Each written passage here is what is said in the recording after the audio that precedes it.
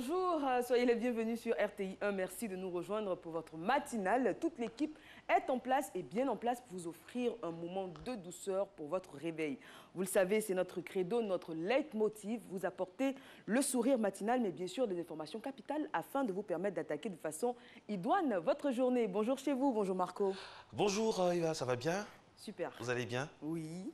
Au carré, bien sûr. Merci à vous, mesdames et messieurs, également de vous faire le plaisir de nous rejoindre pour ce deuxième pan des matinales sur RT1 en direct et en exclusivité. C'est toujours comme ça, du lundi au vendredi. Qu'est-ce qu'on aura dans la besace matinale aujourd'hui? Eh bien, on va parler techno. Le mardi, c'est techno avec notre spécialiste qui va évoquer, bien sûr, les robots de cuisine. Ensuite, on aura les qualités du créateur dans la rubrique entreprendre. Et puis n'oubliez pas que le point focal, le point terminal de cette émission, c'est bien sûr le droit. Le droit. Aujourd'hui, nous allons parler avec le président du tribunal de commerce d'Abidjan et donc avis à toutes ces personnes qui pratiquent une activité commerciale. Vous êtes très concernés parce qu'il va suivre aux alentours de 7 heures. Et puis aujourd'hui, c'est le 21 novembre, Eva, c'est la journée internationale mondiale de la télévision. Même si la télé derrière est éteinte, mais la télé fonctionne toujours. C'est un moment très important. C'est quoi vos souvenirs télé, vous? Alors, aussi loin que je m'en souvienne, je vous le dirai tout à l'heure. C'était une colle. En tout cas, merci d'être en notre compagnie. Matin Bonheur commence maintenant avec la gym. C'est parti.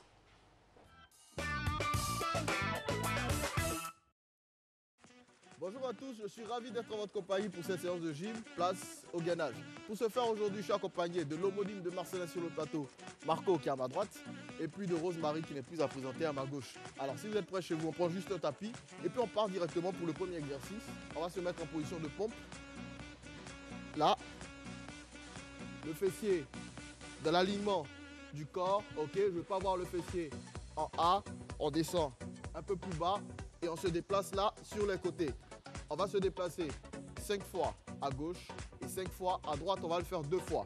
Allez, 3, 2, 1, top, c'est parti. Allez, on se déplace. Allez, là, on repart. Tout le corps est bien gainé.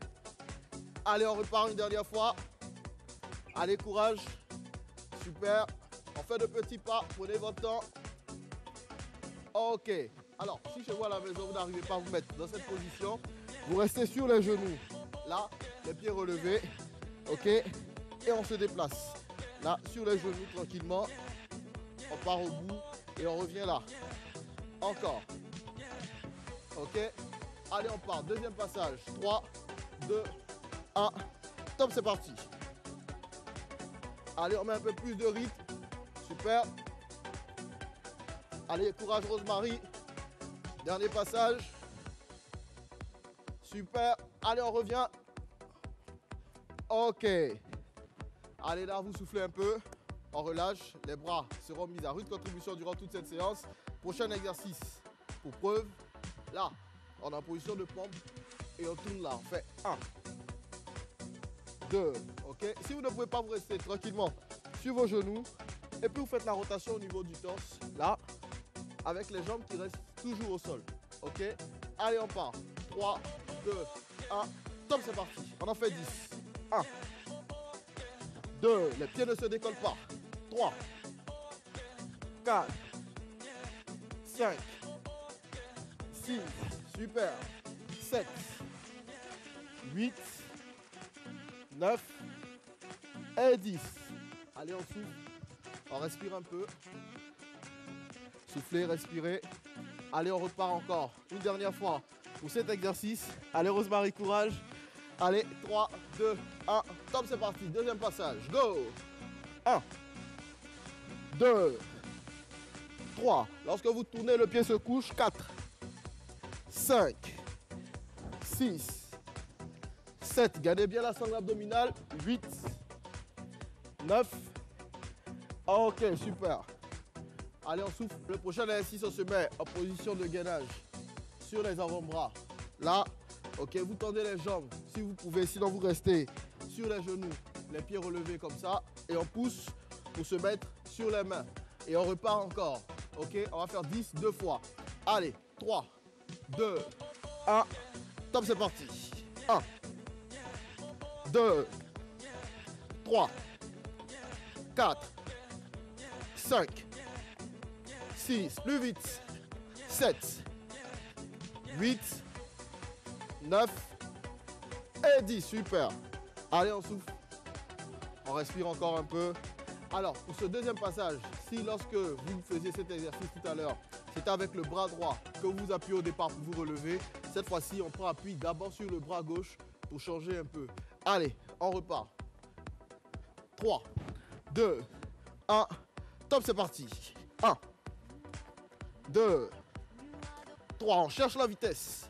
4, 5, 6, 7, courage. 8, 9 et 10, super. Super Rosemary. Bravo chez vous. Allez, continuez encore à faire ces efforts-là. Le dernier exercice que je vous propose aujourd'hui, on reste sur les avant-bras, là, et on déplace la jambe de part et d'autre. On en fait 10, 2 fois.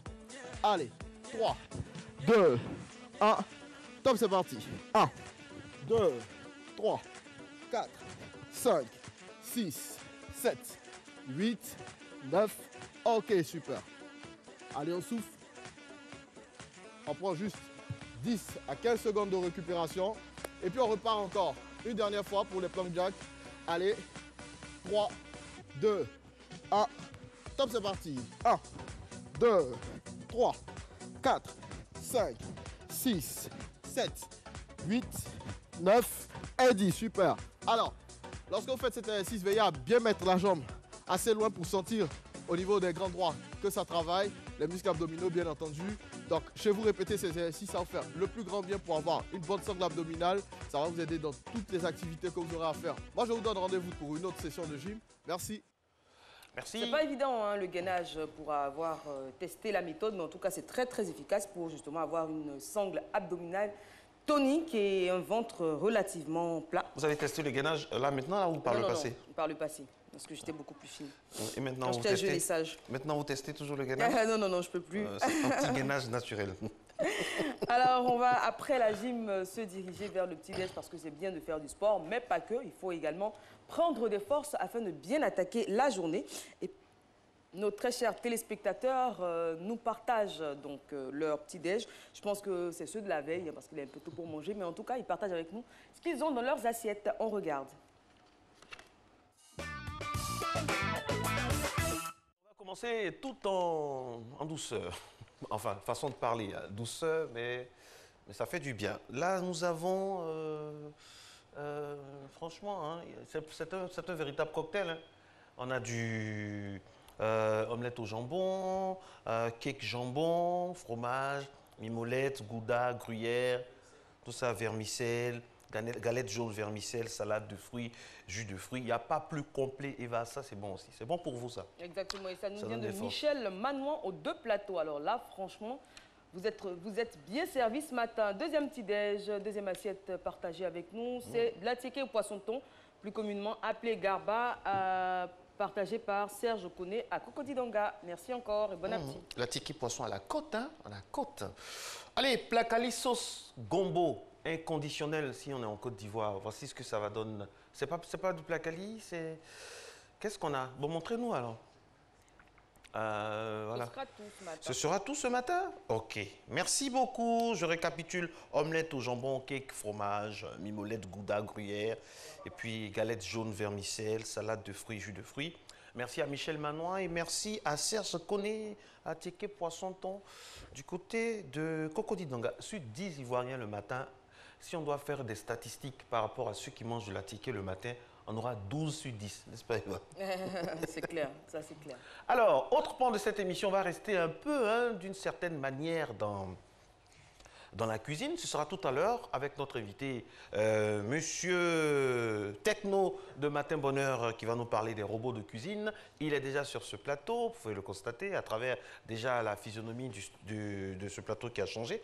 Mais on va aller dans un reportage dans les nuits abidjanaises avec ce qu'il y a comme beaucoup d'animations. Eva, il y a des choses qui se passent dans les bars dancing. Exactement, ils sont de retour en force d'ailleurs. On regarde.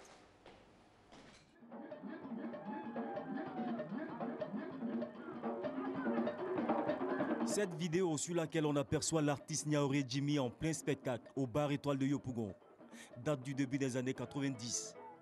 L'époque qu'on peut appeler le printemps de la musique tradimoderne ivoirienne. À cette époque-là, à Abidjan, ce sont une dizaine de bars dancing qui drainaient des foules tous les week-ends.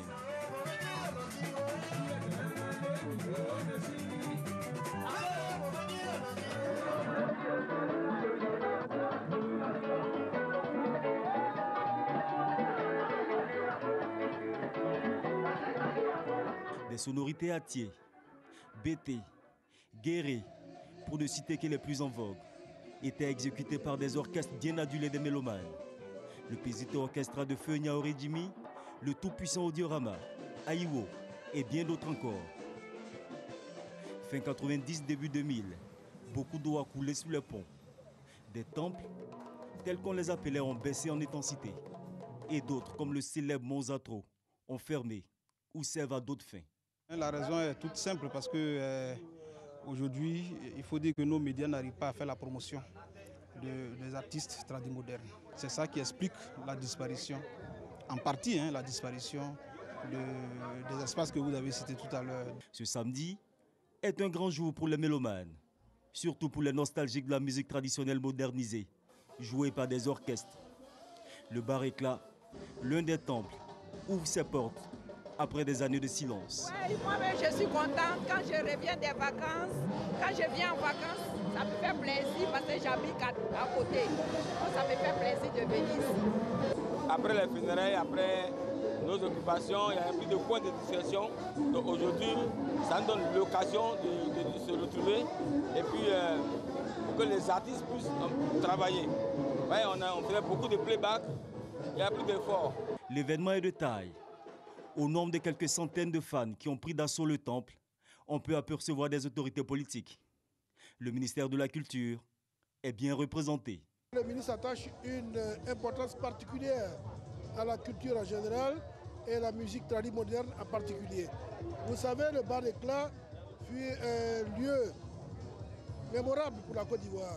Et on espère que la Renaissance contribuera au développement des arts traditionnels de la musique traditionnelle moderne. Musique tradimoderne de l'ouest de la Côte d'Ivoire, mais pas que. Cette fois, dans ce bar dancing, d'autres rythmes nationaux se feront entendre. Le bar est ouvert pour tout ce qui est tradimoderne, la musique tradimoderne de Côte d'Ivoire.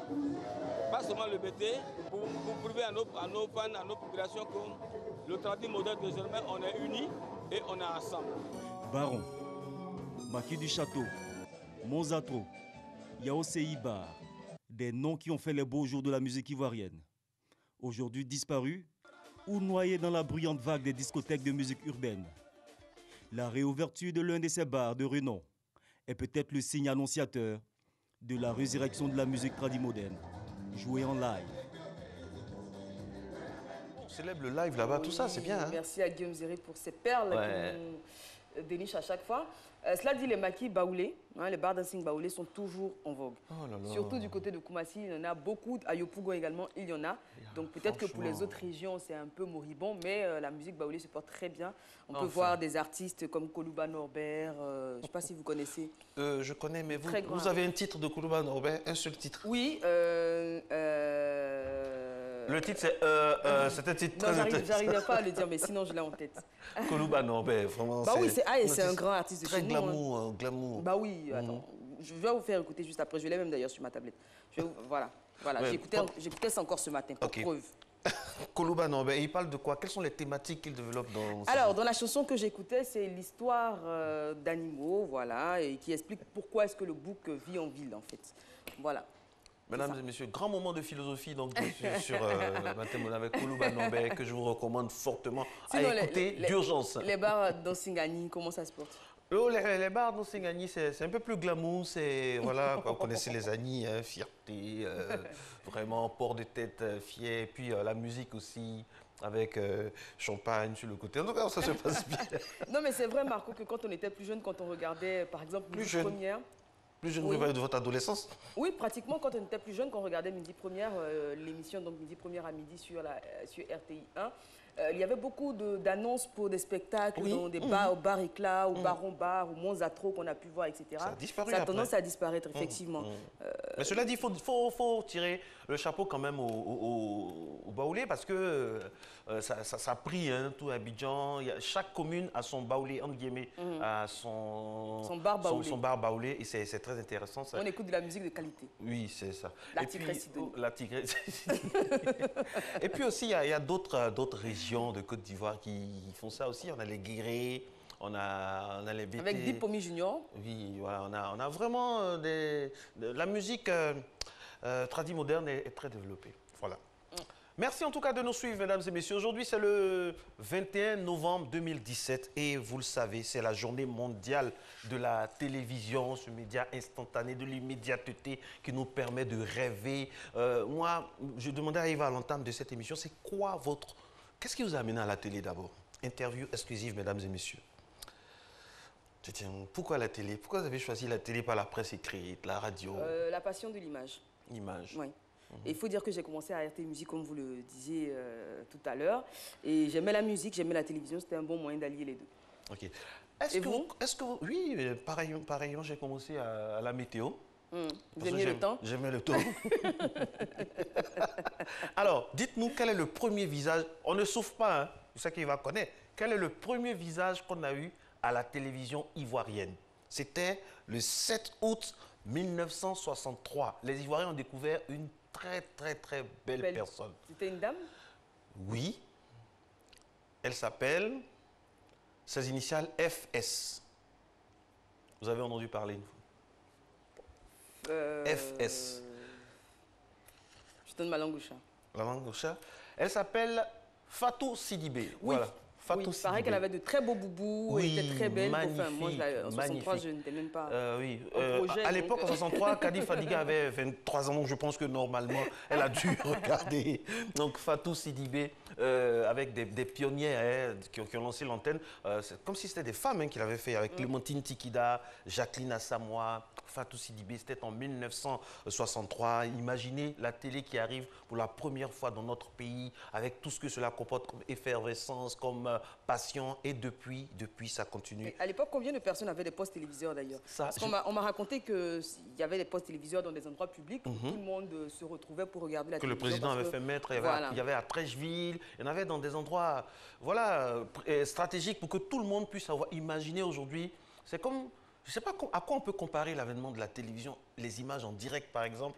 Mais le son, l'image, c'était certes en blanc-noir, mais c'était phénoménal de voir une boîte avec des gens dedans animés qui parlent de choses qui nous concernent, etc. Voilà, Eva Amani de l'époque, vraiment belle.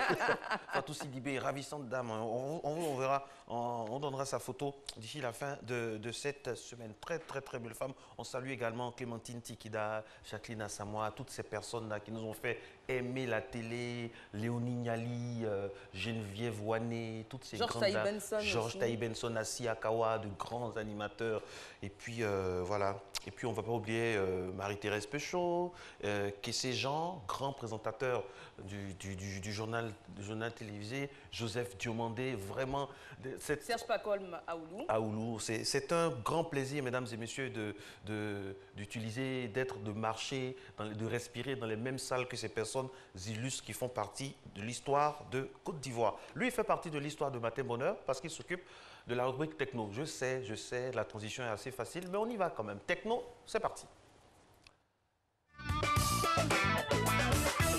Noël Kofi, bonjour. Bonjour Eva. Bonne fête, bonne journée mondiale de la télévision. Merci à vous.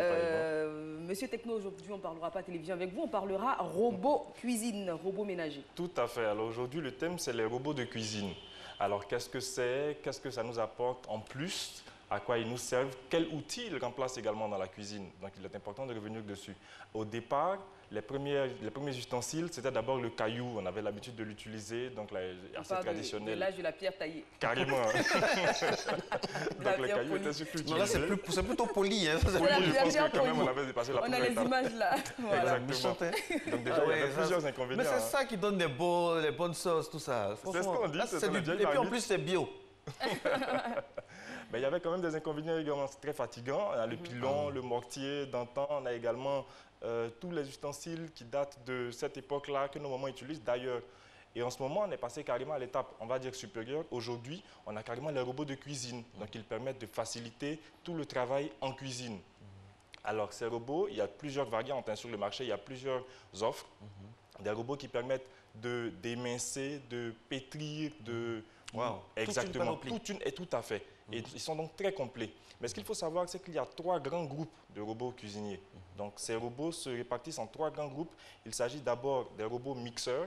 Donc, tout simplement, eux, ils sont conçus uniquement pour râper les aliments, pour les émincer, pour les découper. Simplement, donc les carottes, on peut les avoir en dés, les oignons. Pour ceux qui sont passionnés de salade comme Eva. Tout à fait, exactement.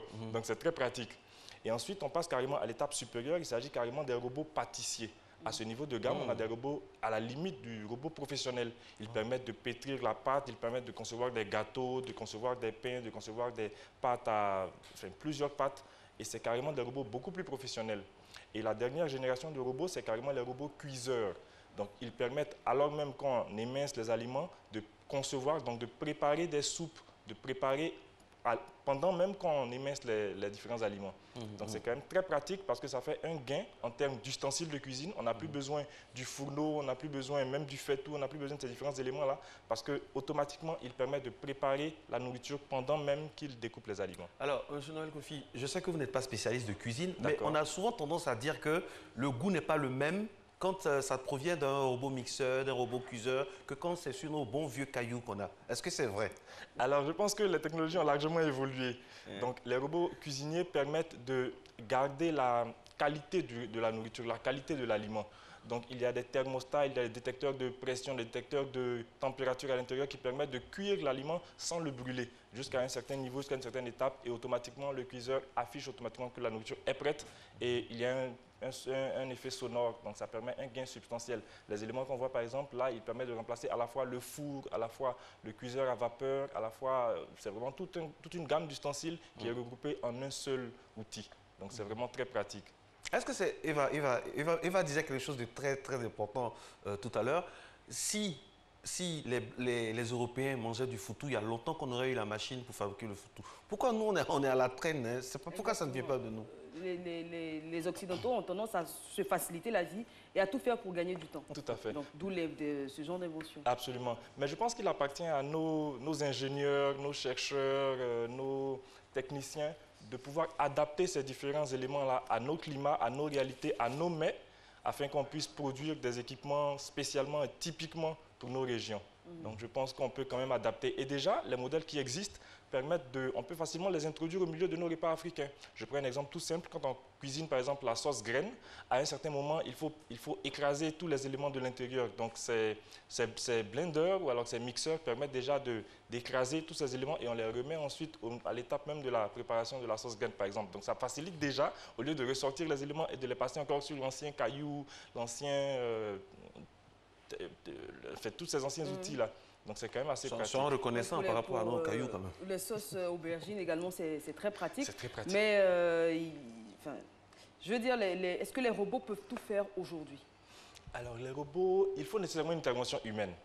Donc, déjà, il faut une intervention humaine. Il faut pouvoir mettre les différents aliments dans le bol, dans le récipient. Il faut pouvoir activer, il faut pouvoir choisir le menu, choisir le plat qu'on souhaite faire. Mais il représente un gain substantiel en termes de temps.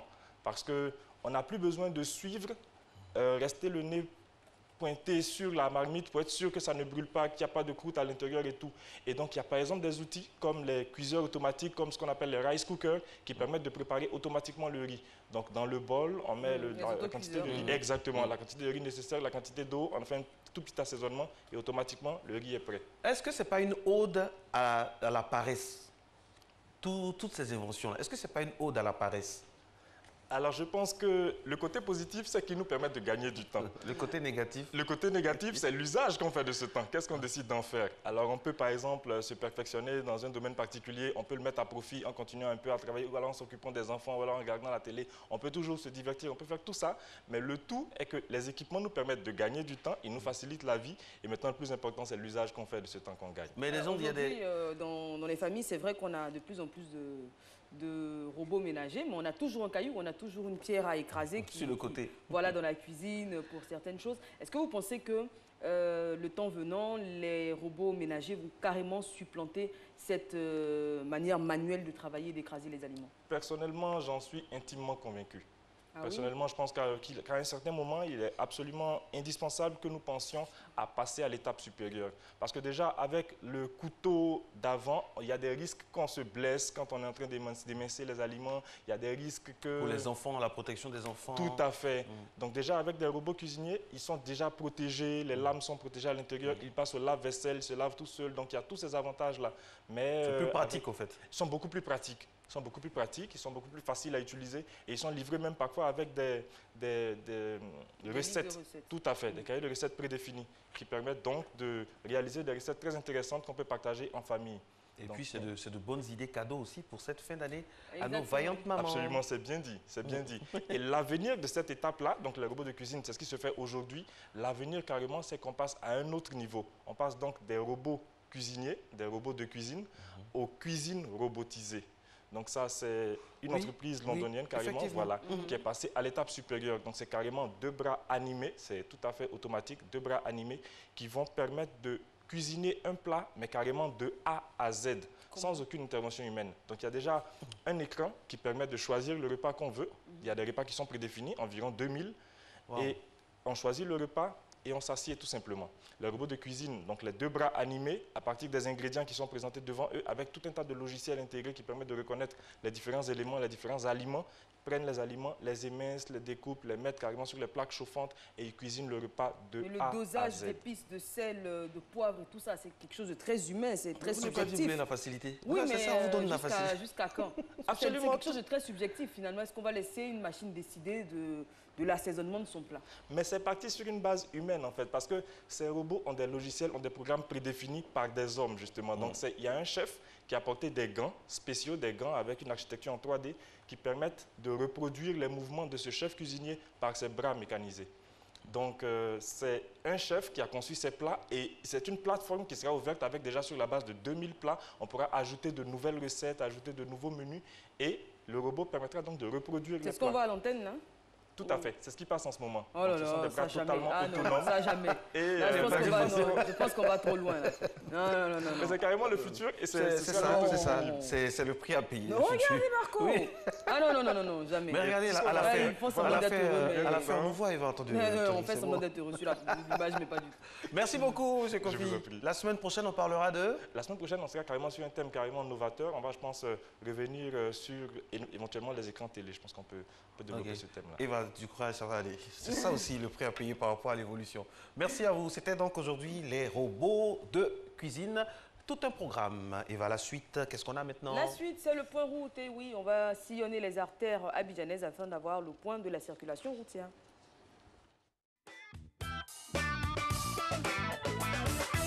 Et nous allons du côté des 2 plateaux, oui, dans la commune de Cocody, avec la circulation qui est pratiquement à néant, on peut dire ça comme ça. En ce moment, il n'y a pratiquement pas de voiture, tout est calme. Seconde escale, on va sur le pont de Gaulle avec nos 2 câbles matinaux. Je pense qu'ils sont là toute la journée en même temps. Hein. Pas grand-chose à signaler, comme vous pouvez le voir à l'image. On attend Soro Félicité pour monter et... Soro Lydie, pardon, pour monter, pour enlever les câbles, elle est très très dynamique. Allez, nous sommes sur le lagunaire maintenant, au pied des immeubles au plateau, avec la circulation qui commence à se dessiner petit à petit. Est-ce qu'on a encore eu une escale? Oui, on va se rendre au grand carrefour de Koumassi, voilà. Il y a toujours 2 personnes qui passent. Toujours 2 personnes qui passent. Koumassi, en fait, c'est la réplique de Eva et Marco, mais à Koumassi, sur la route. On termine avec l'échangeur de Marcory. On échange beaucoup de choses hein, en ce moment, ça va. C'est le statu quo, il n'y a pas de go-slow, c'est l'heure idéale. Il est 6h26 partout en Côte d'Ivoire. Merci d'être avec nous. C'est Matin Bonheur, je suis Eva Amani, je suis en compagnie de... Marcelin Gavoy. À tout à l'heure.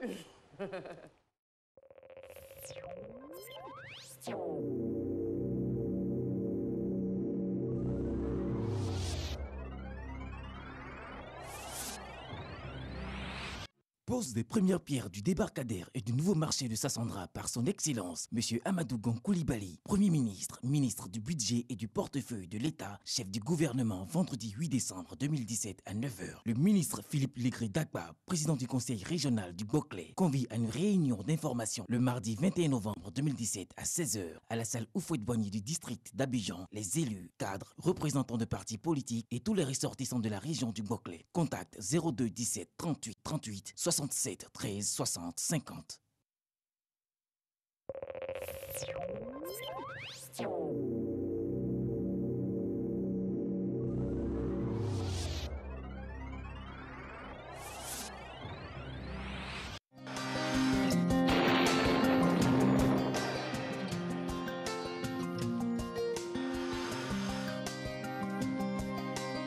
MTN, everywhere you go.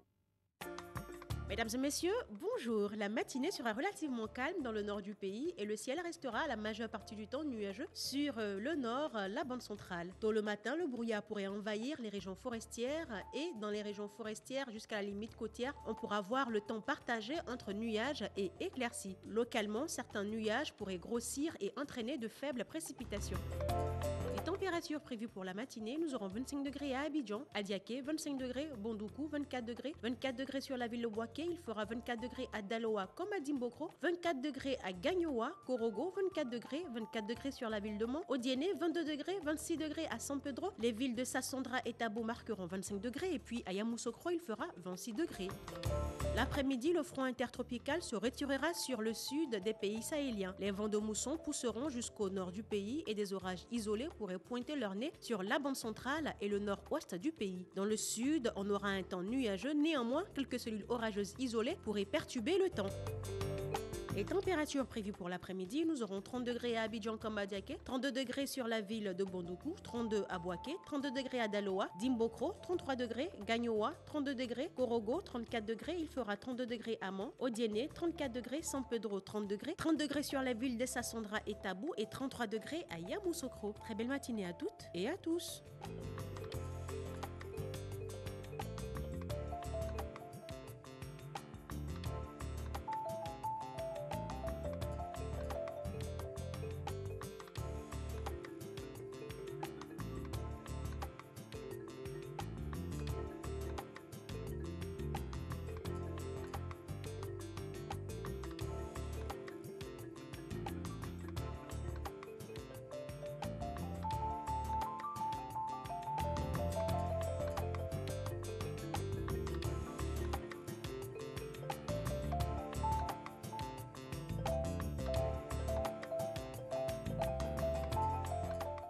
MTN, everywhere you go.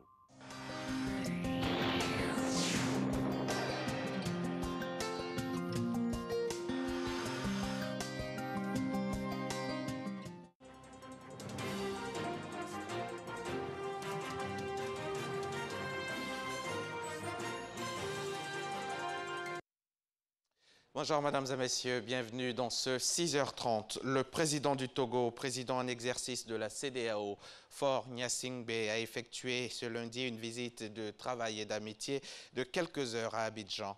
Le renforcement de la coopération bilatérale et les derniers développements de l'actualité ouest-africaine étaient entre autres au menu de cette rencontre au sommet. Awa Touré.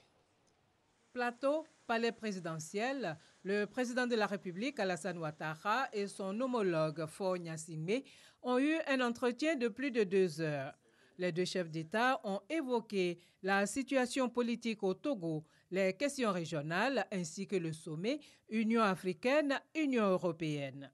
Nous avons passé en revue la situation dans les différents pays de notre sous-région. Je lui ai parlé de la situation en Côte d'Ivoire et le président m'a également informé de l'évolution de la situation en République togolaise. Et le président m'a aussi confirmé sa participation à la fin de ce mois au sommet Union africaine-Union européenne. Et merci d'avoir pris le temps de venir nous voir en Côte d'Ivoire. Merci, Monsieur le Président. Merci, Monsieur le Président. Je suis venu avec ma casquette de président en exercice de la conférence des chefs d'État et de gouvernement de la CEDEAO. Et c'est en prévision du prochain sommet qui aura lieu dans moins d'un mois maintenant, le 16 décembre. Donc j'ai voulu m'entretenir avec le président sur les différents dossiers que nous aurons à aborder au cours de ce sommet. Donc ça va de la situation sécuritaire et politique dans les différents États. On parlait naturellement du Togo, comme l'a dit M. le Président, mais également de la Guinée-Bissau et d'autres situations difficiles. Nous avons aussi abordé des sujets importants comme la question de l'élargissement de la CEDEAO à d'autres pays qui en ont fait la demande. Nous avons aussi parlé de la situation sécuritaire qui prévaut dans le Sahel et qui nous préoccupe tous. Concernant la situation politique au Togo, les présidents Alassane Ouattara et Faure Gnassingbé se sont voulus rassurants. Quelles que soient les situations, quelles que soient les évolutions, tout doit se terminer par le dialogue. Et ce dialogue est en cours de préparation. Pour dialoguer, il faut être deux. Donc ma seule voix ne suffit pas. Les tractations sont en cours. Je pense que d'ici quelques semaines, ce dialogue pourra s'ouvrir. Nous sommes confiants, nous souhaitons la paix au Togo. Nous considérons que la paix dans la sous-région est quelque chose d'indispensable pour le développement économique et social. Et nous sommes engagés dans cette voie et nous travaillons pour que la paix soit maintenue et même renforcée au Togo. Le président de la République du Togo, Faure Gnassingbé, président en exercice de la CEDEAO, poursuit sa tournée dans la sous-région. Il sera mardi à Abuja, au Nigeria, où il va s'entretenir avec son homologue Muhammadu Buhari. Le ministère de la Solidarité vient de tenir à Yamoussoukro un atelier en vue d'élaborer un plan de réparation des communautés qui ont payé un lourd tribut pendant les crises en Côte d'Ivoire. Cette opération vise à indemniser toutes les victimes. Kader Sogodogo, RTI Boaké. Les crises successives survenues en Côte d'Ivoire auront fait de nombreuses victimes. Le gouvernement ivoirien, dans son ambition d'asseoir la cohésion sociale pour une paix durable, procède déjà à des indemnisations individuelles avec possible 4 500 victimes, dont 3 500 cas de décès. À présent, place à la réparation au niveau des communautés, d'où l'intérêt du présent atelier. Les réparations communautaires apportent des réponses au droit à la santé, à l'éducation, à l'alimentation, en eau potable, au relèvement économique des populations, afin que celles-ci retrouvent leur dignité.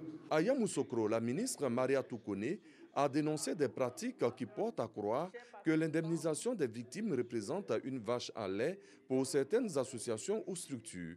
D'où sa ferme volonté de poursuivre le processus avec rigueur et transparence pour apporter la compassion de l'État à des personnes réellement meurtries. L'opération de réparation des préjudices ne doit pas être un fonds de commerce juteux pour des personnes peu scrupuleuses qui exploitent la détresse et la naïveté des victimes et parents de victimes pour se bâtir une fortune. Je n'ai cessé durant la phase pilote de recommander la vigilance aux victimes et de les mettre en garde contre tous les escrocs et prédateurs qui se servent de leur douleur à des fins personnelles. À l'issue de l'atelier de Yamoussoukro, le ministère de la Femme, de la Protection de l'Enfant et de la Solidarité espère un plan de réparation communautaire pertinent qui puisse permettre de solliciter le concours des partenaires techniques et financiers pour sa mise en œuvre. Depuis 2015, ils sont 1279 Ivoiriens en extrême détresse dans plusieurs pays à avoir été rapatriés en Côte d'Ivoire. Selon l'OIM, l'Organisation internationale pour les migrations, pour le cas précis de la Libye, on dénombre plus de 423 394 Africains migrants. Parmi eux, 23 000 Maliens, 8 000 Sénégalais, 7 000 Ivoiriens, 4 000 Burkinabés et 2 033 Camerounais. On en parle avec Alexis Ouedraogo. Vendu comme du bétail en Libye.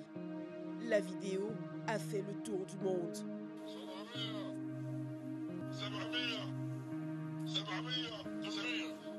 Avec la mort de Mohamed Kadhafi, la Libye est devenue le repère des trafics les plus inhumains.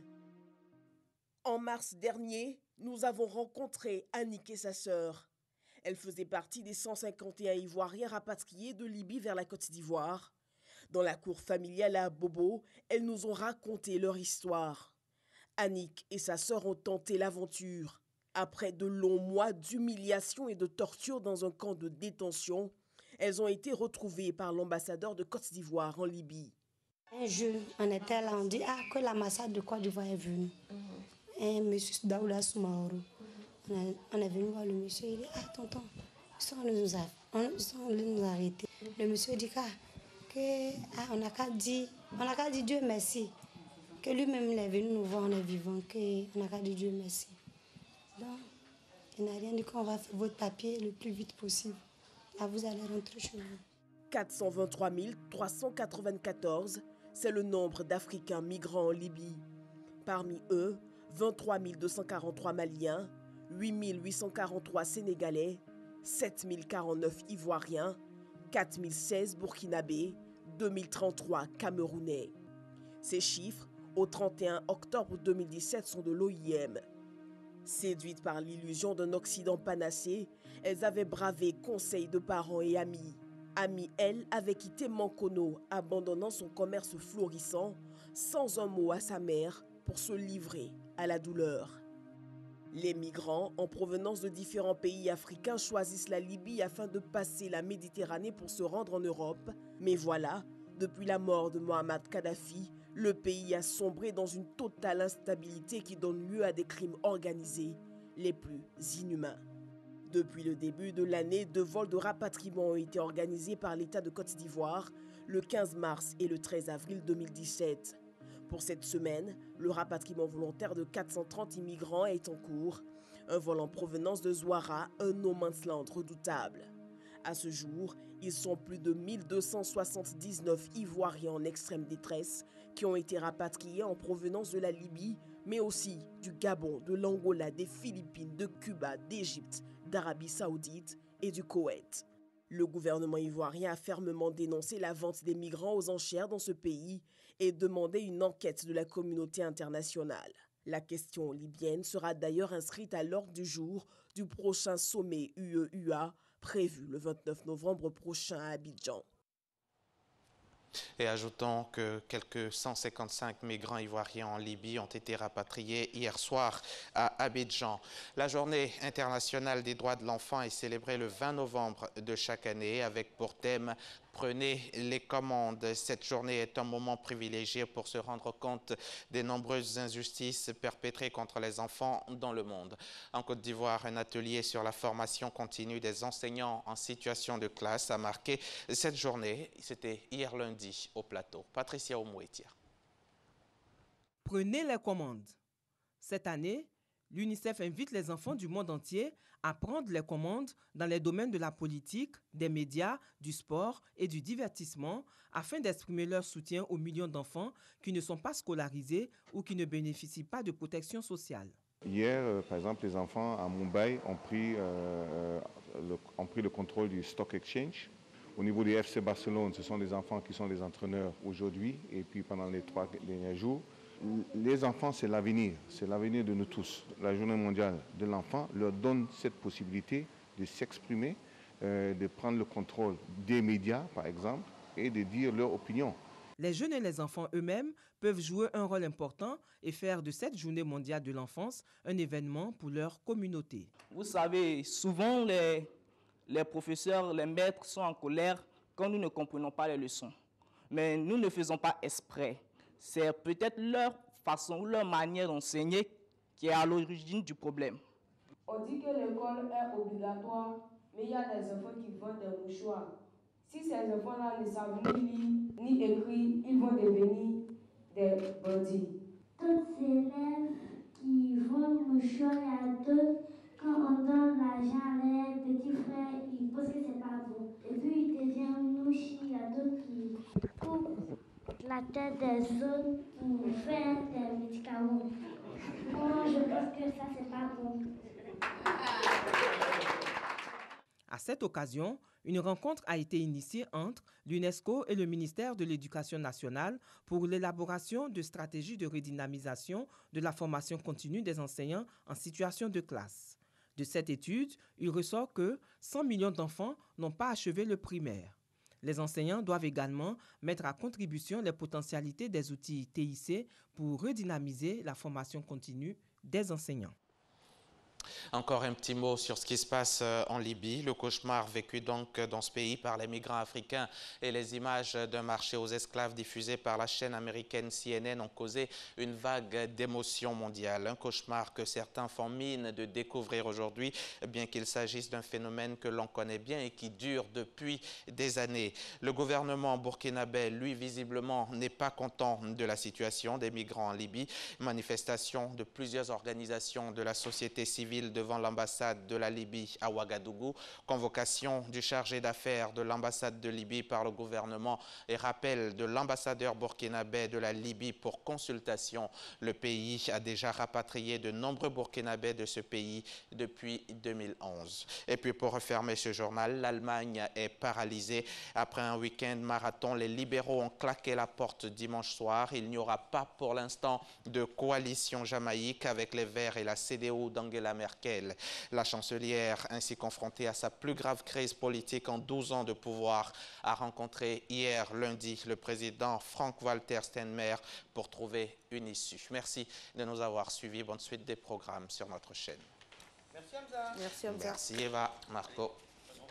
On vous offre un magnifique petit déjeuner juste à la sortie du studio, à droite, et vous revenez sur le plateau. Merci à vous, c'est toujours un plaisir de vous avoir pour l'info. Ça va Eva? Ça se passe bien? Super, super, super bien. Il est 6h43. Nous allons aller maintenant dans ce qu'il est convenu d'appeler un des carrefours de cette émission, avec maintenant la revue de presse. C'est parti. Et on va commencer avec des Ivoiriens retenus en Libye qui rentrent au pays. Selon l'Expression, 155 migrants ivoiriens ont été rapatriés hier de Libye, dont 89 femmes et de nombreux mineurs. Ils vont tous bénéficier du programme de réinsertion, notamment grâce à l'aide économique européenne. Et l'un des migrants, visiblement soulagé d'être rentré au pays, affirme avoir passé 4 mois dans des conditions pires que celles des animaux. Moritier Camara, lui, propose une analyse géopolitique de la situation en Libye dans Fraternité Matin. Selon lui, aujourd'hui, le monde constate avec amertume que l'assassinat de Mouammar Kadhafi n'arrange ni les Européens et encore moins les Africains qui en payent le prix fort.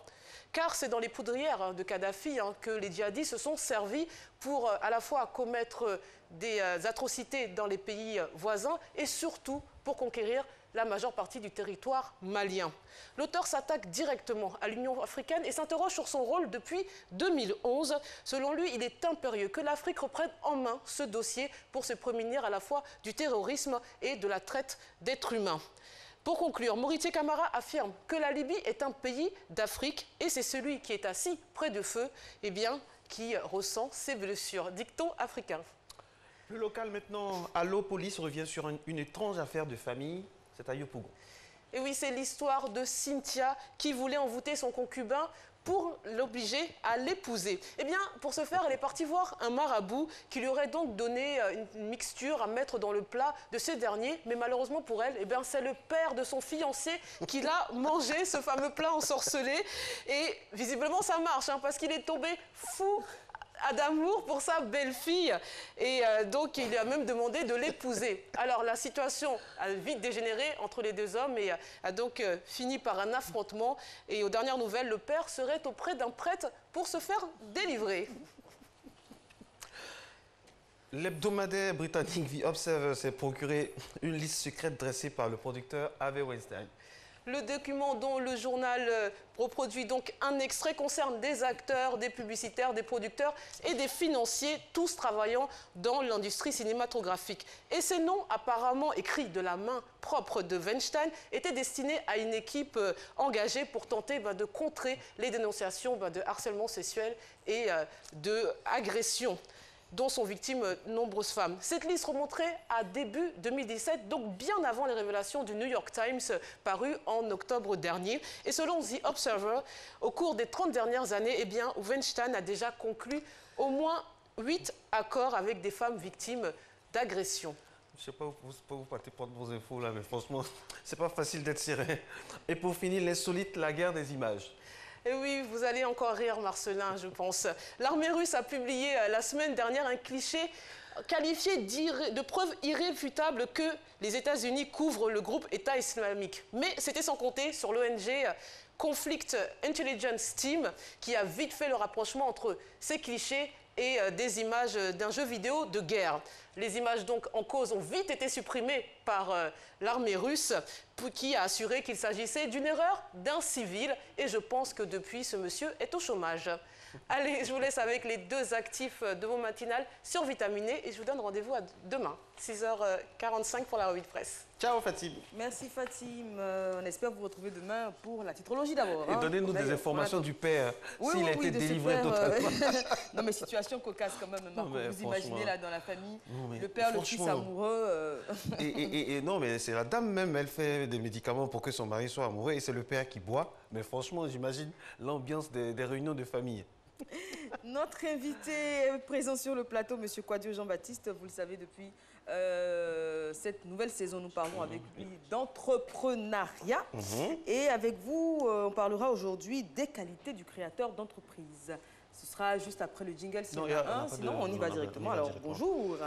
Bien, merci beaucoup. J'ai été ému tout à l'heure par les images qu'on a vues. Et donc, je profite du plateau pour lancer un appel aux jeunes Ivoiriens qu'on a tellement de choses à faire en Côte d'Ivoire qu'on n'a pas besoin d'aller en Libye se faire vendre comme un esclave. Franchement. Il y a beaucoup de choses à faire. Et donc, l'entrepreneuriat est bienvenu pour nous. Alors, quelles sont les 3 grandes qualités du créateur d'entreprise? Alors, pour être créateur d'entreprise, il faut commencer par être entrepreneur. C'est-à-dire qu'il faut commencer quelque chose. Mais pour commencer, il faut avoir une vision. L'entrepreneur, c'est celui qui voit les possibilités que les autres ne voient pas. Et une fois qu'il a vu ça, il va développer toutes les techniques pour satisfaire ses clients. Voilà.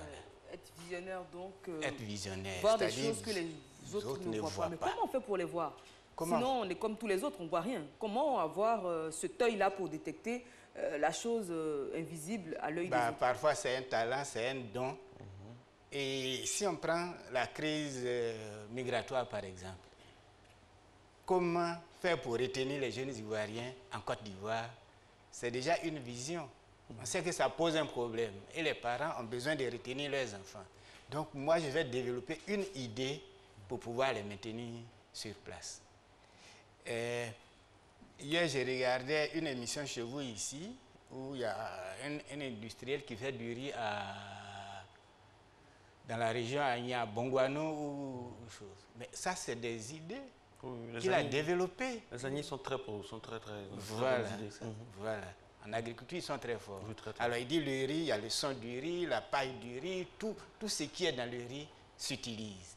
Alors, moi qui regarde ça, qui n'ai rien à faire, qui suis à la maison, qui vais aller en Libye, j'ai dit, tiens, ben, je vais aller à Bongouano, je vais rencontrer ce monsieur et lui dire... C'est plus proche que la Libye en plus. Voilà, c'est plus proche que d'aller en Libye. Et donc, je vais lui poser des questions.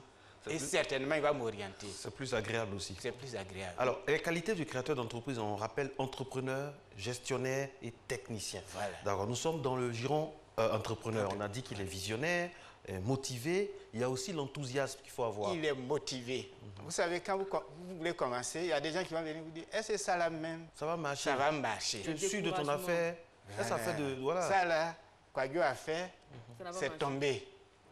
Dites-lui, pour moi là, ça va marcher. Et vous allez vous donner les moyens pour que ça marche. Voilà, il faut être enthousiaste, il faut être motivé, il faut être volontaire, il faut y aller. Et puis aussi, avoir le goût de ce qui est bien fait, voilà. Être perfectionniste. Être perfectionniste, c'est-à-dire quand je vais donner un produit, est-ce que c'est le meilleur des produits dans cette gamme-là? Je peux aller sur un marché ancien, mais j'améliore la présentation de mon produit. J'améliore le goût de mon produit pour que les gens se détournent des produits anciens ou bien des services anciens pour s'adresser à moi.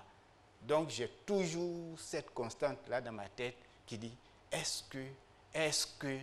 que demain ils vont acheter? Est-ce qu'ils vont toujours apprécier mon produit? Donc, être perfectionniste, être motivé, être persévérant parce que les situations d'échec, les épreuves, on les aura toujours. Très bien. Toujours, toujours. Donc l'entrepreneur, il est visionnaire, il voit, il est enthousiaste, il est motivé, il est persévérant, il est perfectionniste. Le dosage. Voilà, c'est ça. Alors, après la qualité d'entrepreneur qu'il faut avoir, il faut avoir également des qualités de gestionnaire. Donc des gestionnaires. C'est celui qui déjà va avoir mettre une bonne organisation. Il va mettre de l'ordre dans le chaos.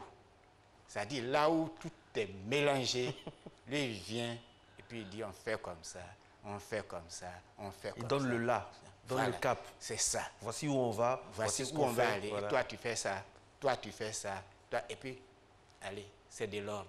C'est gérer le temps et les compétences. Gérer le temps et les compétences. Vous voyez que nous perdons beaucoup trop de temps. Franchement. Trop.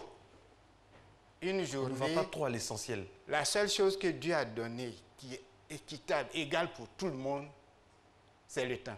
C'est son deuxième nom. Vous avez 24 heures par jour. Moi, j'ai 24 heures par jour. Eva a 24 heures par jour. Ça dépend. Si dans 24 heures, vous Voilà. dormez 20 heures, donc ça, vous n'avez pas 24 heures, vous avez 2 heures. Maintenant, tout va dépendre de l'utilisation. 24 heures. 2 heures dans 24, ça fait 22 heures. Ça fait 22 heures. Tout va dépendre de l'utilisation. Oui, tout va dépendre. Tout va dépendre de l'utilisation que vous faites de votre temps, de vos 24 heures. Voilà. Si vous dormez 22 heures, vous n'avez que 2 heures. Oui. Mais Eva qui dort 2 heures seulement, elle a 22 heures. Pour se maquiller. Oui, oui. Et, bon, ça aussi, c'est un besoin. Oui. Il faut maquiller. Voilà. Donc, c'est une idée d'entreprise. Oui, le Voilà, maquillage. le maquillage. Ça marche en plus. Ça marche. Oui.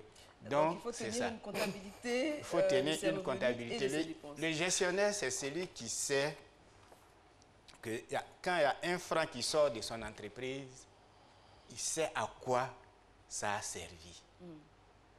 Donc, il tient une comptabilité qui va lui donner le passé et il va se baser sur ce passé-là pour entrevoir l'avenir. Mais s'il ne tient aucune comptabilité, il navigue à vue, en fait. Il navigue à vue, donc ce n'est plus un organisateur. Il ne sait plus sur quoi. Mais est-ce qu'il n'a pas du risque? Parce qu'un bon homme d'affaires, c'est celui aussi qui sait prendre des risques. C'est dans la catégorie entrepreneur. C'est celui qui ose. Il va oser. Il va dire ça, moi je vais faire. Tout le monde dit ça, quand on fait ça ne réussit pas. Il dit moi je vais faire réussir parce que les gens ont toujours besoin de ça.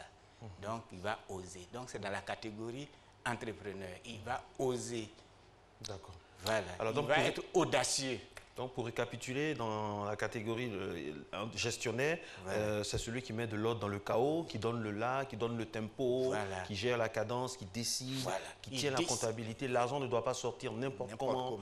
Voilà. Voilà, c'est ça. Ça, c'est donc le créateur d'entreprise, il est nécessairement entrepreneur. Il faut qu'il voit déjà, on en a parlé la dernière fois, l'idée d'entreprise. C'est ça. D'accord. Et maintenant, il doit être technicien.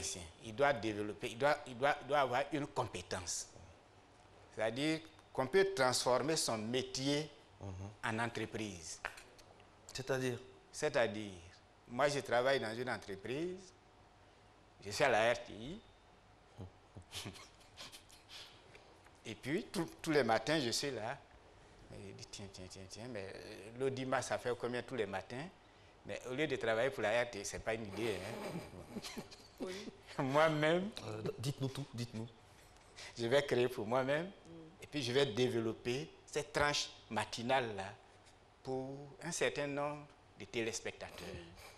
Vous voyez ça? Vous n'allez pas vous faire des amis. Bon. Il faut que je prenne votre exemple.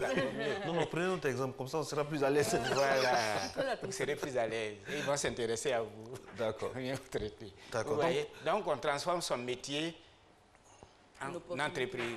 Vous êtes un mécanicien dans une entreprise. Vous dites, ok, ça fait 20 ans que je travaille pour cette entreprise. Donc moi, maintenant, je vais créer mon entreprise. Je suis mécanicien, je m'installe pour réparer des voitures.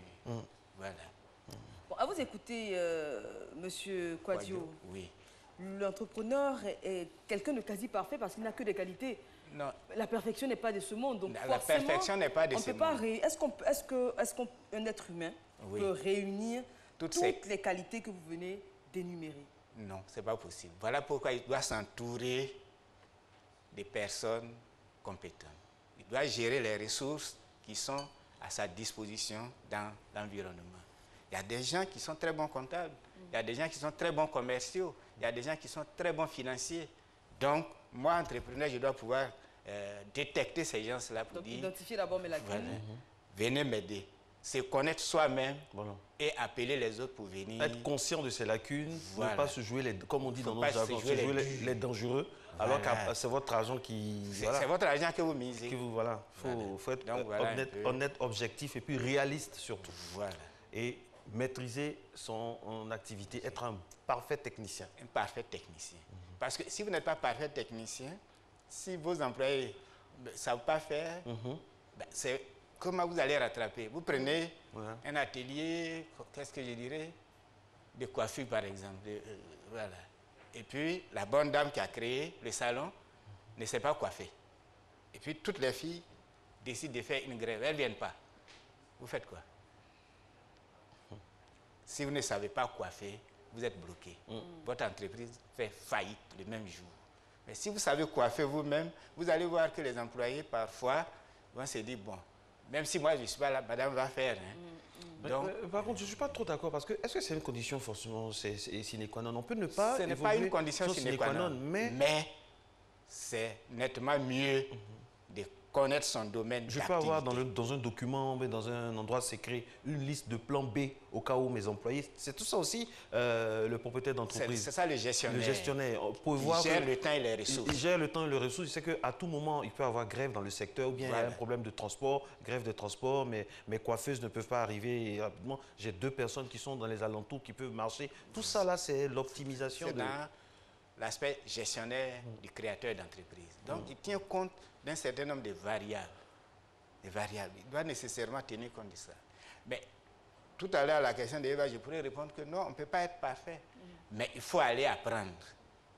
Vous savez que vous voulez être entrepreneur, il faut apprendre à être entrepreneur, apprendre à être technicien, apprendre à être gestionnaire.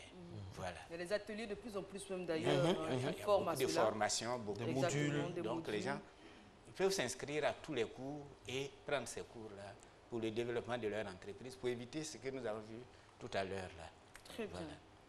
Alors, M. Kwadjo, merci d'être passé. Merci beaucoup à vous. J'espère que vous avez retenu, donc, très chers téléspectateurs, les qualités du créateur d'entreprise. Il faut être entrepreneur, gestionnaire et technicien. Voilà. Et puis, encore une fois, il faut identifier ses lacunes, chercher à les combler par une formation éventuelle. Voilà. Merci beaucoup, très bonne journée à vous. On vous retrouve très vite sur cette même antenne pour parler encore une fois d'entrepreneuriat. C'est toujours passionnant avec vous. Merci beaucoup. Dans quelques instants, nous allons recevoir le président du tribunal de commerce d'Abidjan sur le thème « Le tribunal du commerce rassure-t-il vraiment les investisseurs ?» Je sais que vous êtes nombreux à vous sentir concernés par la question. Nos réseaux sociaux sont ouverts, notamment la page Facebook pour toutes vos questions, toutes vos préoccupations, suggestions et doléances. On a la personne la mieux indiquée pour y répondre. Donc, soyez là à partir de 7h passées de quelques minutes. C'est maintenant, hein? Bah oui, maintenant on part à la pub et puis on se retrouve juste après.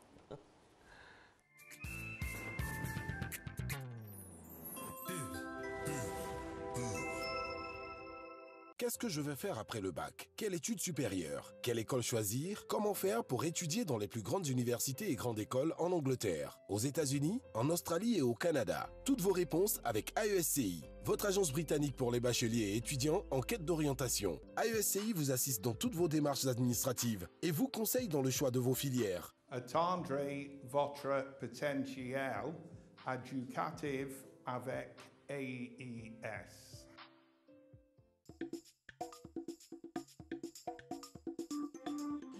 Maman, tu as changé de lait? C'est très bon. Oui, c'est le lait Leti, vitaminé, riche en calcium et au goût crémeux. Il te fera déborder d'énergie. Maman, j'ai gagné. Tiens, de nouveau par ici. C'est Leti. Leti, lait en poudre instantané, vous garantit pleine forme et bonne santé. Excellent pour les sportifs. Leti, le maximum d'énergie.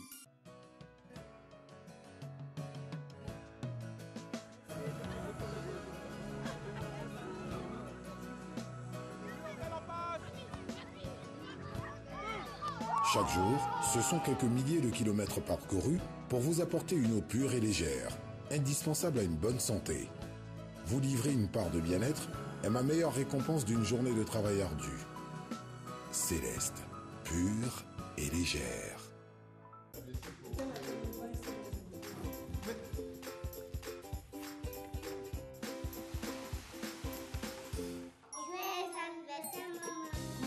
Se réunir autour d'un bon repas est une tradition chez nous. Comme à toutes nos rencontres, il y a toujours beaucoup de joie partagée. Mais surtout au menu, de bons plats de riz La Rizière. Son goût unique et son parfum captivant font de chaque repas un moment de pur bonheur. La Rizière, la source du bon riz.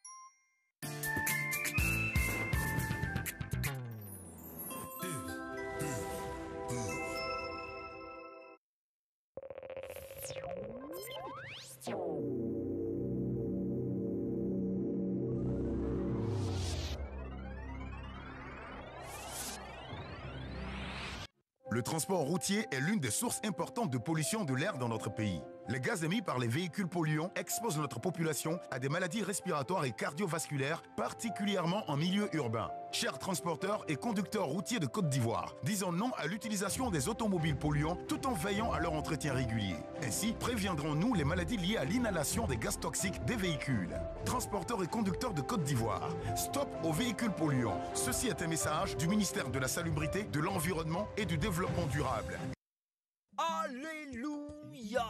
Événement dans l'église du christianisme céleste, le diocèse de Côte d'Ivoire, avec à sa tête le pasteur national Ediemou Blin Jacob, accueille pour la première fois en terre ivoirienne le très révérend chef mondial Benoît Adéogoun pour une visite pastorale du 24 au 28 novembre afin de présider la 37e édition de la grande fête de la moisson de la paroisse Mère Saint-Raphaël de Vridi. Infoline 07 74 98 71.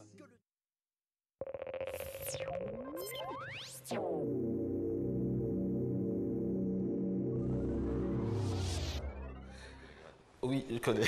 Voilà, la discussion a déjà commencé, mesdames et messieurs. Nous sommes en direct pour le Money Time, dernière ligne droite de Matin Bonheur. Et ça tombe bien, quand on dit Money Time, il y a money dedans, l'argent. L'argent, pourquoi pas au centre de cette discussion, parce que nous recevons avec beaucoup de plaisir monsieur le président du tribunal du commerce d'Abidjan, M. François Komoué, magistrat hors hiérarchie. Merci d'avoir accepté notre invitation. Le tribunal du commerce rassure-t-il vraiment les investisseurs? Je rappelle qu'à tout moment, vous pouvez vraiment nous envoyer vos questions, réactions, suggestions, pourquoi pas, pour participer également à cet entretien. Alors, présentez-nous déjà cette structure très importante pour la justice et pour le justiciable aussi en général. C'est quoi le tribunal de commerce? Juste après les dîners.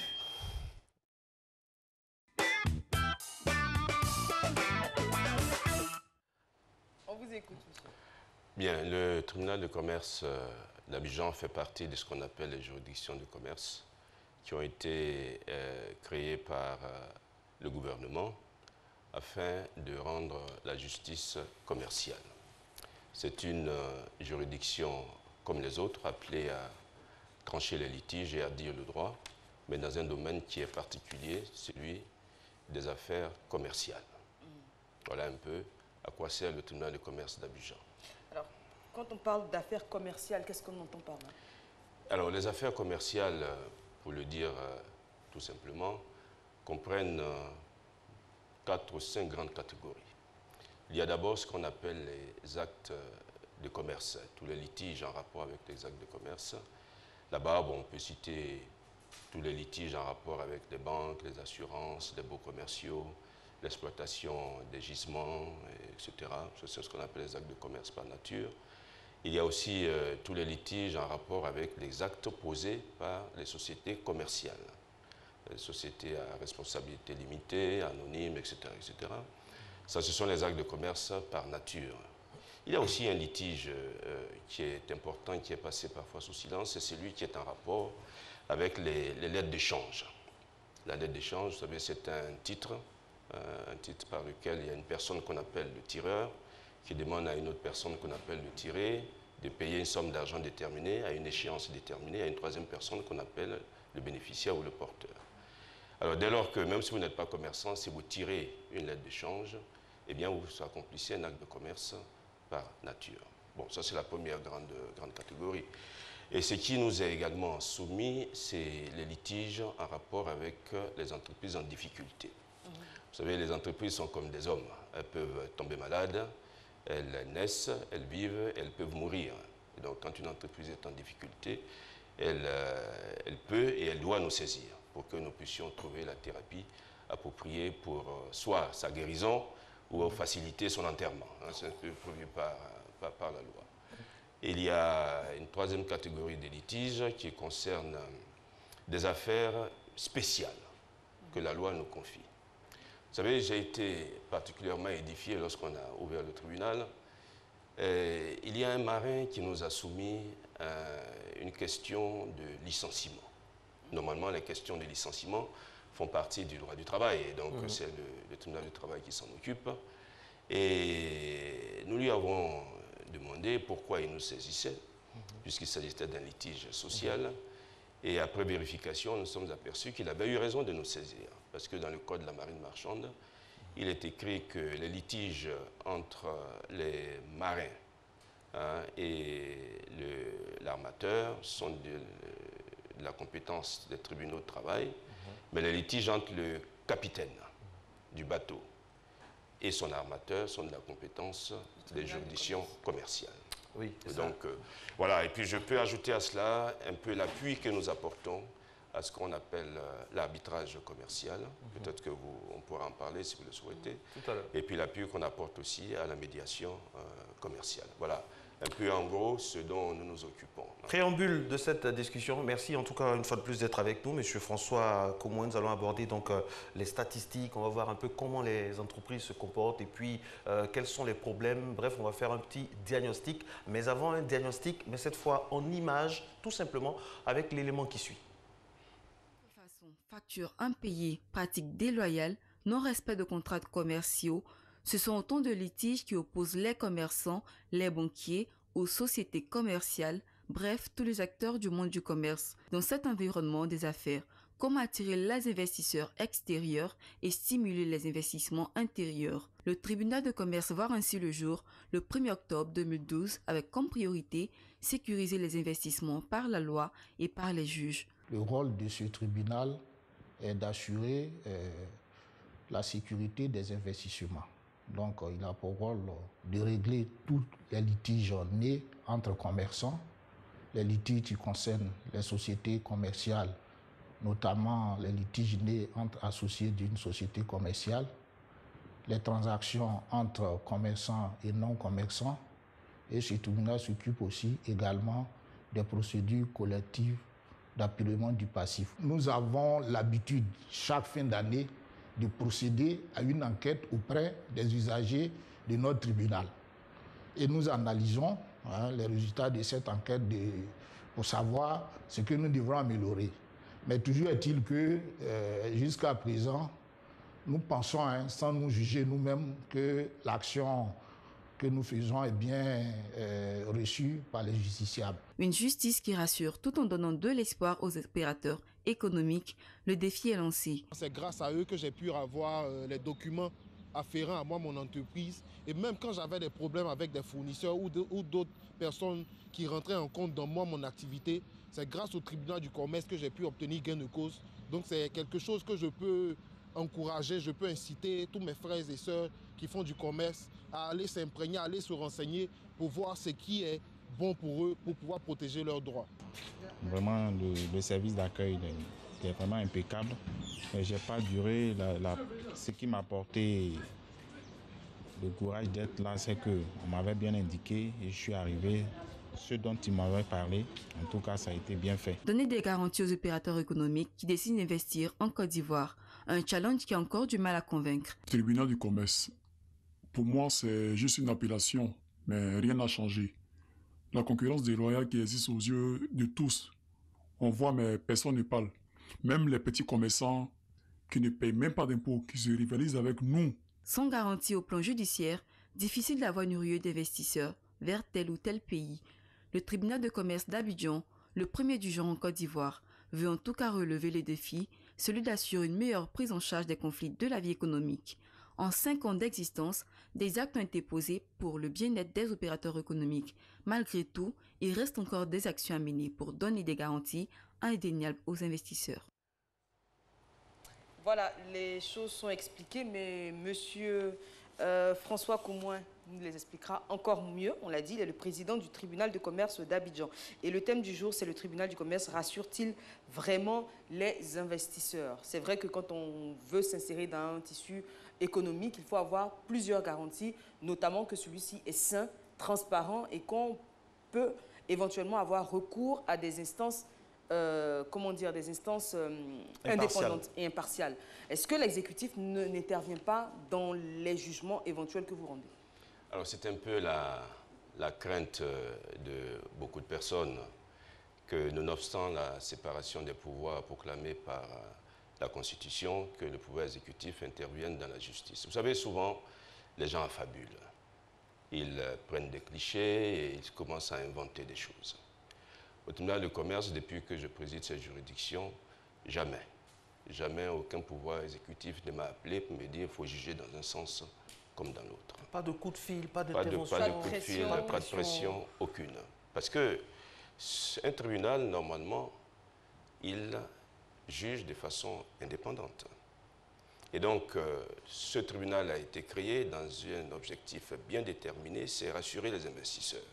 Alors, si on doit le téléguider, évidemment, l'objectif ne sera pas atteint. Monsieur Comouin, d'aucuns disent, je m'excuse de vous couper parce qu'on n'a pas assez de... D'aucuns disent qu'il y a une frange de la population, je ne sais pas comment expliquer ça, une frange d'hommes d'affaires d'une certaine origine, qui ont une même base, une même mise sur le tribunal, vraiment qui ont beaucoup de relations dans les couloirs, dans les méandres, dans les travers donc, du tribunal de commerce d'Abidjan et qui font ils font la loi, ils ont toujours raison, ils sont surprotégés. Est-ce que ça relève du mythe ou de la réalité? Alors, je ne parlerai que de mon tribunal. En ce qui concerne ce tribunal, je mets quiconque au défi de venir prouver cela. Parce que quand nous avons ouvert ce tribunal, nous avons reçu des consignes très claires, puisque la consigne vient de la décision. Vous savez, le texte qui a créé d'abord le tribunal, c'était une décision du président de la République. Et cette décision visait à ce qu'une juridiction soit mise sur pied avec des critères bien déterminés. La rapidité, l'efficacité, la diligence et surtout l'intégrité. Et donc nous avons, lorsque le tribunal devait être créé, je n'ai reçu qu'un texte de loi. Alors il fallait faire vivre ce tribunal. Mais vous savez, les premiers pas d'une juridiction, comme de toute institution, sont très très importants. Soit vous créez l'institution dans la perspective voulue par le législateur et vous assurez que l'institution fonctionnera comme cela a été voulu, soit dès le départ, s'il y a des dérapages, c'est sûr que l'objectif ne sera pas atteint. Et donc, dans la création du tribunal de commerce, j'ai tenu compte de cela. Faire en sorte que cette justice commerciale soit rapide, soit efficace, soit transparente et soit intègre. Vos personnes aux mains basses dont vous parlez, elles ne peuvent pas prospérer au tribunal de commerce. Parce que les instructions que nous avons laissées à tous nos collaborateurs et la sensibilisation que nous faisons et le dispositif mis en place fait que si vous êtes un homme des ténèbres et que vous arrivez au tribunal, la lumière vous happera. Ouais. Pour rebondir sur ce que dit Marco, toujours dans la lignée, la question précédente, vous avez dit que vous n'aviez pas de pression, que l'exécutif ne se mêlait pas. Aujourd'hui, on le sait, ce n'est pas un secret, que pas mal d'hommes de pouvoir en Côte d'Ivoire sont également des chefs d'entreprise très féconds, qui sont, j'allais pas dire redoutables, pas dans ce sens-là, mais en tout cas qui ont des entreprises florissantes et qui les gèrent. Alors, est-ce qu'on peut imaginer qu'un simple commerçant ou un petit entrepreneur qui aurait un contentieux avec un homme politique qui est également un homme d'affaires. Ou bien via ses prête-noms. Voilà, ou via ses prête-noms. Est-ce qu'on peut imaginer que le petit entrepreneur puisse avoir gain de cause auprès du tribunal de commerce? Alors ça, on ne va même pas imaginer, puisque ce sont des cas qui se sont produits. Il est arrivé que des petits entrepreneurs, comme vous dites, aient raison face aux puissants. Un peu, c'est un peu ce que vous dites. La proportion. Alors, vous savez, le tribunal de commerce fonctionne aussi avec une vision conciliatrice. C'est-à-dire que nous rendons les décisions, Mais quand c'est possible de trouver une solution sans avoir à trancher le litige, nous essayons également. Et selon l'organisation mise en place au niveau du tribunal de commerce, lorsqu'un litige concerne un homme politique, un auxiliaire de justice, une autorité religieuse, etc., alors ce litige est géré par moi-même. Et ce que j'essaie de faire, c'est d'abord de concilier les gens. Généralement, amener l'homme d'affaires ou l'homme politique, enfin comme vous voulez, c'est-à-dire cette autorité, à régler le problème sans qu'on ait à rendre une décision. Et nous arrivons, comme ça, à faire en sorte que le petit dont vous parlez puisse rentrer dans ses droits. Parce que nous expliquons aussi à ces personnalités que si nous devons trancher, de par la volonté de la Banque mondiale, nous sommes obligés de publier la décision sur Internet. Est-ce que ce sera favorable pour vous que votre nom circule à travers le monde dans ce cadre-là? Et donc on arrive à trouver des solutions au mieux des intérêts des uns et des autres. Et donc rassurez-vous, la position de la personne, son statut ou sa situation de fortune n'a aucune influence. Même si vous recevez un coup de fil à 3 h du matin vous disant à 3 h du matin, d'incliner telle ou telle décision, si je reçois un coup de fil à 3 h du matin, si je dois m'incliner, si je dors sur le côté droit, je dormirai sur le côté gauche. Et je m'inclinerai dans ce sens pour mieux dormir. Alors, Président, vous êtes mieux placé pour nous donner un peu la température du milieu des affaires en Côte d'Ivoire. Est-ce qu'aujourd'hui, en 2017, le milieu des affaires dans notre pays est sain? Honnêtement. Alors, ça peut faire l'objet d'une thèse, ça, ce que vous posez comme question. On va y répondre simplement. Vous savez, depuis que je suis au tribunal de commerce, j'ai touché du doigt une réalité que nous savions un peu dans les livres et tout ça, etc. Et en droit, nous disons que la bonne foi est toujours présumée. Mais dans les affaires, pour un bon nombre, pas mal d'opérateurs économiques, c'est plutôt la mauvaise foi qui est présumée. Je vous explique cela. Parce que vous avez deux types d'opérateurs économiques. Il y a ceux qui ont un peu d'argent, qui investissent, et qui veulent honnêtement gagner leur vie de cette manière-là. Et puis vous en avez d'autres qui viennent, pardonnez-moi l'expression, mais comme elle est appropriée, qui viennent pour gruger les autres. Et donc quand elles viennent, elles n'ont aucune envie de mener les affaires sainement, mais viennent profiter des autres, gruger les autres. Et c'est ces opérateurs économiques qu'il faut tenir assez loin. Parce qu'ils poussent même juste l'outrecuidance à vouloir mettre la justice dans le business, puisque c'est comme ça qu'ils raisonnent. Alors il faut pouvoir les tenir assez loin, de sorte que, je peux vous dire en termes de proportion, évidemment, ceux qui mènent les affaires honnêtement sont plus nombreux, heureusement, sont plus nombreux. Mais il y a quand même quelques brebis galeuses, comme il y en a un peu partout, et nous essayons au niveau du tribunal de commerce, lorsque ces personnes, ces affaires nous sont soumises, d'appliquer la loi dans toute sa rigueur. Et aujourd'hui, quel est le délai, je dirais, de latence de ces procédures? Est-ce qu'elles sont longues de façon à décourager les gens, oui. Ouais. Vous savez, il y a une expression qui dit que la justice est comme une bonne vieille dame qu'il ne faut pas trop bousculer.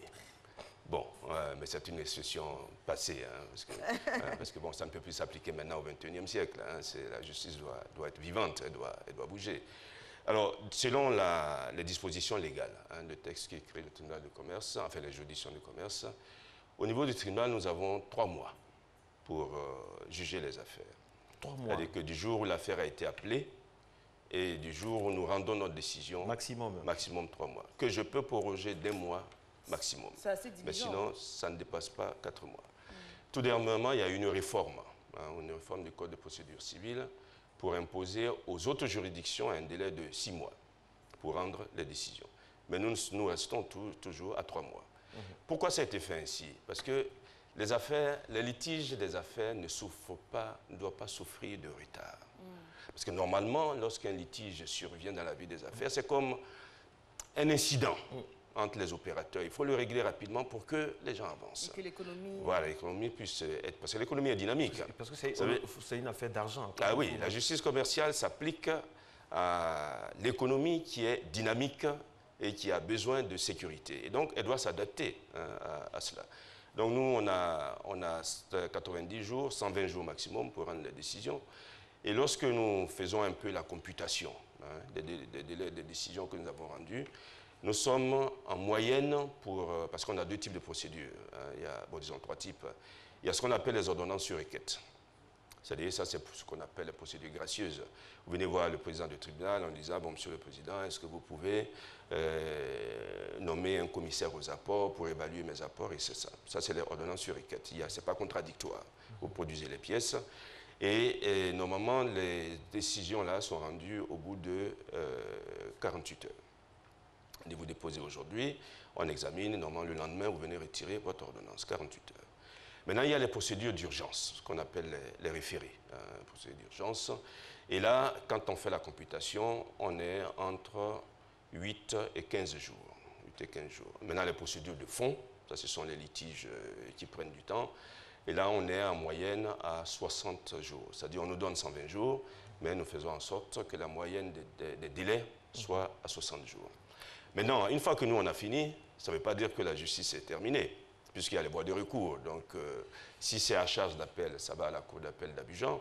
Et si c'est à charge de cassation, ça va à la Cour suprême ou à la CCJA. Donc, en ce qui nous concerne, nous respectons les délais prévus par la loi. Maintenant, ce qui se passe après, c'est au-delà de notre tribunal. Quand on vous appelle à 4 h du matin, ça ne relève plus de vous.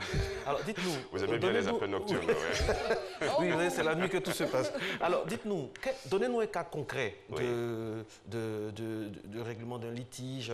Comment ça se passe concrètement? Et puis aussi, donnez-nous aussi des statistiques sur le nombre d'affaires, sur le nombre d'entreprises immatriculées, tout ça.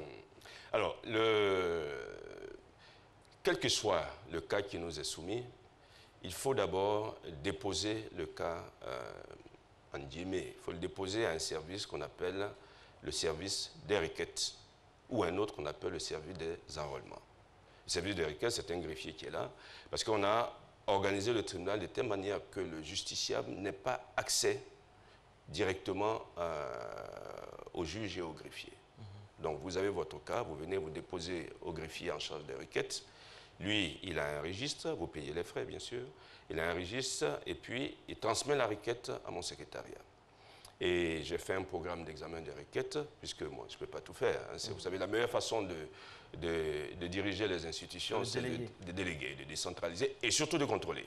Parce que si vous déléguez que vous ne contrôlez pas, il faut contrôler, il faut... Voilà.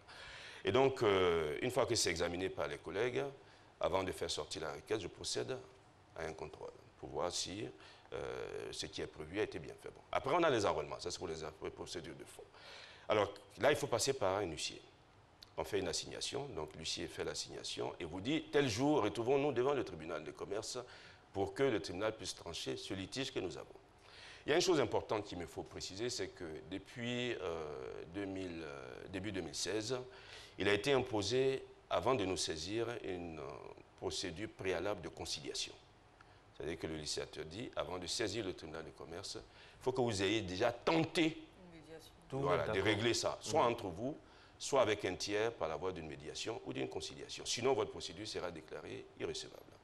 Donc, lorsque nous avons l'affaire, ce que nous faisons, c'est d'abord de vérifier. Est-ce qu'ils ont procédé à la conciliation préalable? Si ça s'est fait, à ce moment-là, il y a 3 cas de figure, selon ce qui est prévu dans le texte. Imaginons que vous veniez et que vous êtes en litige avec votre collègue, ce qui n'est pas le cas parce que je vois qu'il y a une complicité entre vous. Si vous venez et qu'elle ne vient pas, et on va vous demander est-ce que votre dossier est prêt. Et si votre dossier est prêt, on met l'affaire immédiatement en délibéré dans un délai qui ne va pas excéder 15 jours. On ne va même pas lui donner la possibilité de... Non, c'est du le texte. Maintenant, si elle vient et qu'elle dit « on est prêt », on met également en délibéré. Mais si elle dit « je ne suis pas prêt » ou que vous dites aussi « je ne suis pas prêt », en ce moment, on fait une mise en état. C'est-à-dire qu'on confie le dossier à un juge devant lequel vous allez pouvoir présenter toutes vos pièces et tout ça. Et puis l'affaire va revenir et après, maintenant, on va la mettre en délibéré. Voilà un peu, de façon concrète, comment les procédures se passent. C'est une procédure particulière, mais visant la diligence et l'efficacité. Quels sont les cas que vous avez le plus couramment, on va dire? Alors, vous savez, un tribunal de commerce, j'ai oublié de dire que nous avons la charge de la gestion du registre de commerce et de crédit immobilier. Et un tribunal de commerce normalement, il constitue une base de données économiques et financières pour le gouvernement. Parce qu'en fait, c'est comme on va chez... on compare un peu, même si comparaison n'est pas raison, on peut dire que nous sommes un peu les médecins de l'économie. Et donc, nous savons quelles sont les pathologies de l'économie. Pas les médecins après la mort de l'économie, mais les médecins non, de l'économie. Les médecins, normalement, les médecins après la mort, ça ne devrait pas exister, parce que le médecin, il doit soigner. Hein, absolument. Il doit soigner. Bon, maintenant, il y en a d'autres, les médecins légistes qui s'occupent des choses, mais c'est une médecine particulière. Une médecine particulière. Et donc, pour revenir à notre tribunal, nous essayons de faire en sorte que... oui, alors, toute affaire de médecine, j'ai complètement oublié ce que vous m'avez demandé. Quels sont les cas les plus fréquents? Oui, voilà. Hein, et donc, ce qu'on essaie de faire dans les cas les plus fréquents, moi, je suis un peu inquiet par la question des baux commerciaux. D'accord. Parce qu'il y a énormément de procédures d'expulsion, de résiliation de baux commerciaux et d'expulsion. Un bail commercial, bon, de façon générale, ça concerne aussi les bureaux, ça concerne le commerce, etc. Et il y a énormément de demandes de résiliation de bail et d'expulsion. Est-ce que ça veut dire que, évidemment, ça veut dire que les gens ne payent pas les loyers? Est-ce que ça veut dire que les gens ne réfléchissent pas bien avant de prendre... Est-ce que ça veut dire qu'ils ne font pas d'études de marché avant de commencer, etc. Bon, donc, il y a cette question-là. Et il y a un litige qui est fréquent et qui pose des problèmes, c'est la question du recouvrement des créances bancaires. Les gens ne remboursent pas les prêts qu'ils prennent. Ils ne remboursent pas. Évidemment, lorsqu'ils arrivent devant le banquier, ils sont tout sourire, ils donnent, etc. Après, bon, donc, à titre d'exemple, c'est à titre d'exemple. Ok, Monsieur Koumoué, nous avons pratiquement terminé notre déjà temps d'antenne. Oui, ça passe tellement vite. vite. Alors, qu'est-ce que vous pouvez dire aux investisseurs, à ceux qui nous regardent, que ce soit en Côte d'Ivoire ou à l'extérieur du pays? Est-ce qu'en Côte d'Ivoire, il fait bon d'investir et d'avoir confiance en la justice? Alors, je dois dire, je peux dire aux investisseurs qu'ils peuvent venir en Côte d'Ivoire investir.